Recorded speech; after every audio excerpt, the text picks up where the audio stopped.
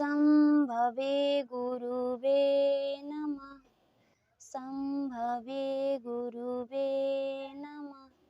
संभवे गुरुवे नमः।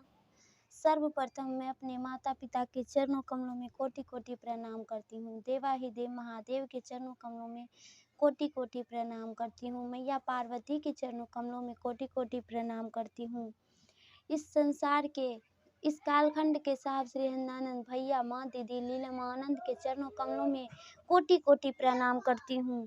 समस्त गुरु भाई बहन तथा जितने भी जीव आत्मा है सभी के चरणों कमलों में कोटि कोटि प्रणाम करती हूँ। धरती माता के चरणों कमलों में कोटि कोटि प्रणाम करती हूँ। गुरु भाई बहन मेरा प्रणाम सभी को स्वीकार हो। गुरु भाई बहन आज हम बहुत ही सुंदर शिव गुरु महादेव का चर्चा कथा लेकर के आई हूँ। अगर आपको कथा अच्छा लगे, पसंद आए तो मेरे वीडियो को लाइक शेयर, चैनल को सब्सक्राइब अवश्य करिएगा। गुरु भाई बहन तो चलिए इस कथा की ओर चलते हैं। गुरु भाई बहन, एक समय की बात है, एक बहुत ही पुराना वृक्ष था। वृक्ष के नीचे एक वृद्ध बाबा रहता था जो कि बहुत ही गरीब था। पर गुरु भाई बहन, वो वृद्ध बाबा कभी भी भगवान शिव की पूजा अर्चना करने नहीं जाया करता था। उसी वृक्ष के नीचे रहता और वृक्ष के पास जो भी फल फूल रहते थे उसमें पौधे सब में पानी उनी डालते थे, उसकी देखभाल करते थे। बहुत सारे माली आते थे और बोलते थे, बाबा आप बैठे हैं तो जरा कुछ फूल की माला गुथ दीजिए, फल तोड़ दीजिए। तो वो वृद्ध बाबा सबको जो भी जहाँ तक भी मदद होता था वो करता था। फल तोड़ देता था, माला गुथ देता था, किसी किसी का चटाई बना देता था और उसके बदले लोग सब उसको थोड़ा बहुत खाने के लिए खाना ले आकर के दिया करता था। वृद्ध बाबा को वही काम ही था, फल फूल का सेवा सत्कार करना। और गुरु भाई बहन इसी प्रकार से वो अपना समय व्यतीत करता था। एक दिन उसके पास एक बूढ़ी अम्मा आई।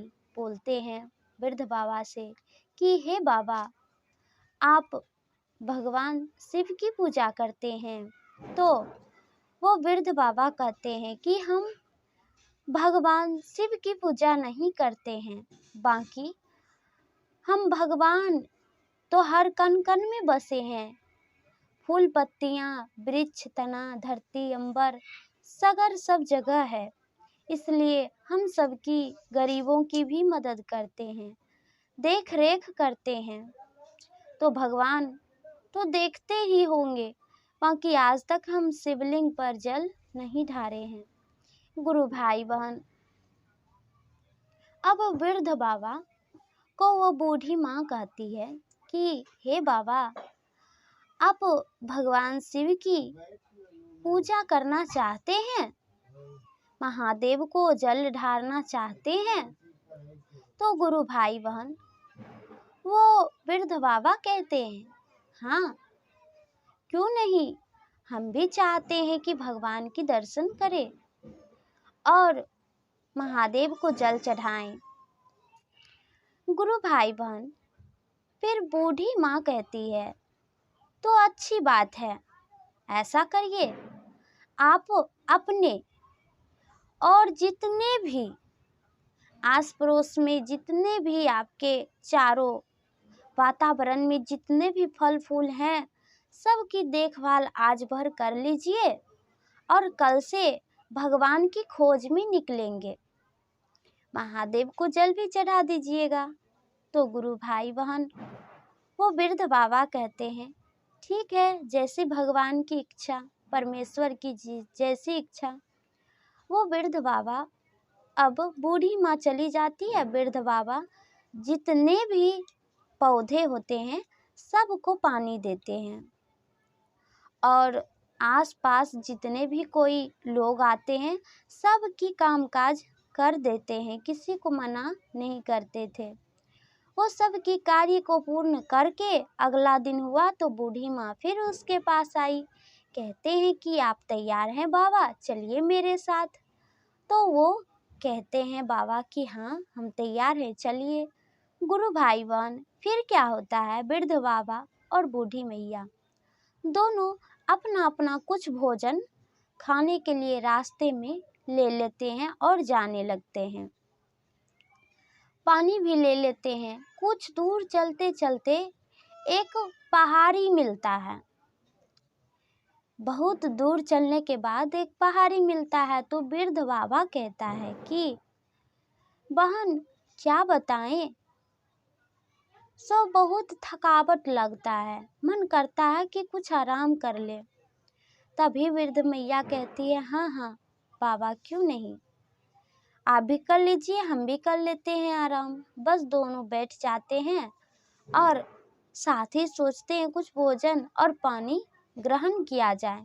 वो बैठ के जैसे ही एक निवाला मुंह में लेने वाला ही होता है तो महादेव उसके सामने एक बालक के रूप में आ जाते हैं और कहते हैं कि हे बाबा, हम बहुत ही प्यासे हैं, भूख से तड़प रहे हैं और यहाँ मेरा कोई नहीं है।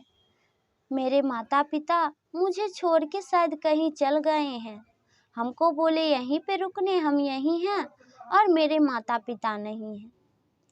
थोड़ा हो सके तो मेरी मदद कीजिए, कुछ अपना भोजन मुझे दे दीजिए और पानी पिला दीजिए। गुरु भाई बहन, अब वो वृद्ध बाबा तो सबकी मदद करता था, तो वो भले महादेव रूपी बच्चे का मदद कैसे ना करे। बोले ठीक है बेटा, बैठो मेरे पास। वृद्ध बाबा जो भोजन निकाले थे उसमें से कुछ भोजन निकाल करके अब बच्चे को, महादेव को यानी दे देते हैं। महादेव भोजन ग्रहण करते हैं, पानी पीते हैं, फिर कहते हैं कि बाबा ठीक है, आपने मेरी भूख मिटाई, प्यास मिटाई, इसके लिए मैं बहुत ही प्रसन्न हूँ, खुश हूँ। आपका यात्रा मंगलमय हो।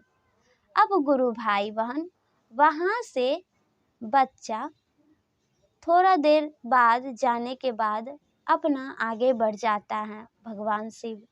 फिर वृद्ध बाबा कुछ भोजन ग्रहण करके आगे बढ़ते हैं और बूढ़ी मैया भी। थोड़ा दूर चलते चलते फिर उसको एक बरगद का वृक्ष घना घोर मिलता है। गुरु भाई बहन, फिर वृद्ध बाबा सोचते हैं कि थोड़ा छाया में विश्राम कर लिया जाए। वो वहाँ पे रुक जाते हैं। तभी उसकी नज़र एक सुंदर सी हिरन पे पड़ती है जो कि बहुत ही ज़्यादा घायल थी। गुरु भाई बहन उस हिरन के पास जाकर के अब वृद्ध बाबा को थोड़ा दुख होता है कि अरे हिरन तो कष्ट में है, इनकी मदद करनी चाहिए। गुरु भाई बहन अब वो वृद्ध बाबा क्या करते हैं कि उसी बरगद के आसपास से जड़ी बूटी खोज कर लाते हैं और पीस करके उसके घाव पर लगा देते हैं कि थोड़ी राहत मिल जाए। वो हिरन कोई और नहीं, साक्षात महादेव थे। गुरु भाई बहन फिर वहाँ से हिरन की मदद करके अब वो वृद्ध बाबा बूढ़ी माँ के साथ आगे बढ़ते हैं। फिर कुछ देर आगे जाने पर उसको एक बहुत ही सुंदर नदी मिलता है, जो कि नदी में बहुत सारी मछलियाँ तैर रही थी। वो मछली को देखता है तो उसको अच्छा लगता है, वो वहाँ पे बैठ जाता है वृद्ध बाबा। बूढ़ी मैया भी बैठ जाती है। तभी बूढ़ी मैया कहती है कि आप तो बहुत ही अच्छे हैं, सबकी मदद करते हैं, ऐसा करिए आप नमः शिवाय का जाप करिए। अब वो वृद्ध बाबा वहीं पे बैठ के नमः शिवाय का जाप करने लगता है। तभी गुरु भाई बहन क्या होता है कि वो सारी मछली कोई और नहीं, महादेव ही थे। वो महादेव का रूप लेते हैं, प्रकट होते हैं और बूढ़े बाबा से कहते हैं कि आंखें खोलो, आप अपना आंखें खोलो। जैसे ही वृद्ध बाबा आँख खोलते हैं तो महादेव को पाते हैं। गुरु भाई बहन, बूढ़ी माँ भी आँख खोलती है, महादेव को पाती है। दोनों खुश हो जाते हैं, महादेव की शरण में लेट जाते हैं। और गुरु भाई बहन उसी नदी के जल से महादेव की अभिषेक करते हैं। महादेव बहुत ही प्रसन्न होते हैं, कहते हैं कि रास्ते में हम ही मिले, रास्ते में हम ही तुम्हारी परीक्षा ले रहे थे। कभी हिरण बनके, कभी बालक बनके, कभी मछली बनके, हम ही थे। तुम्हारी सेवा भक्ति से बहुत ज़्यादा प्रसन्न हैं, खुश हैं। बोलो क्या चाहिए? तभी गुरु भाई बहन, अब वो वृद्ध बाबा और बूढ़ी माँ कहती है, प्रभु मुझे कुछ नहीं चाहिए, हम तो आपकी दर्शन के लिए बहुत ही तड़प रहे थे और आपकी खोज में निकल गए।